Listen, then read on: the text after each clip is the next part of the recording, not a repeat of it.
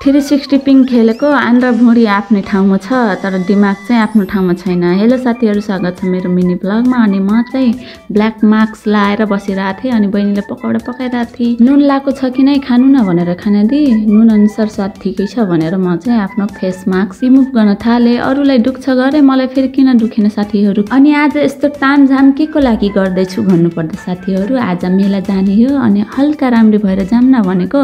पहिले सुरुमा pant T short लाएँ, यो पनि मन परेन। अनि फेरि टी सर्टमा मेडी लाएँ, यो पनि मन परेन। लास्टमा यही कुर्ता सुरुवाल लाएर मेलातिर चल्दिएँ। मेलामा पनि एकदमै भिड थियो अनि उमेर जति पनि पुगे पनि म त केटाकेटी जस्तै गर्नु मन लाग्छ कि अरूलाई मन परोस् कि नपरोस्, दिल तो बच्चा है भन्दै चाहिँ एक्सर्साइज गरिरहेको थिएँ। त्यसपछि मेलाभित्र पस्यौँ। मेलामा एकदमै भिड थियो अनि यसो फोटोसोटो खिचाम भनेको बहिनीले भिडियो पो बनाइदिए रहेछ।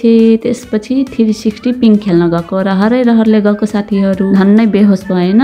रातिको 10 बजे फर्किने भनेको रिकाटा लाएर हामी 6 बजे नै फर्क्यौँ। त्यसपछि मेलाभन्दा अझै भिड त 4 नम्बर चोकमा रहेछ। अनि के को लागि रहेछ भन्नुपर्दा साथीहरू, आज एनपिएल फाइनल रहेछ। अनि एकैछिन उभिएको त 81 गएको 5 मिनटमा नै यस्तो खुसीको कुरा सुन्न पाएको साथीहरू। अनि यहाँ पटाका सटाका पड्काएर यस्तो रमाइलो गरिरहेको थिएँ, उता साइडमा नाचिरहेको थिएँ। हामी पनि हल्का फुल्का उफ्रिरहेको थियौँ दिदी बहिनी। सो फाइनली लुम्बिनी लायन्सले जित्यो, हिपी फुर्रे भन्दै इन्जोय गऱ्यौँ। त्यसपछि घरतिर फर्क्यौँ। आजको लागि यति नै। अनि मेरो च्यानलमा नयाँ हुनुहुन्छ भने च्यानल सब्सक्राइब गर्न नभुल्नु होला।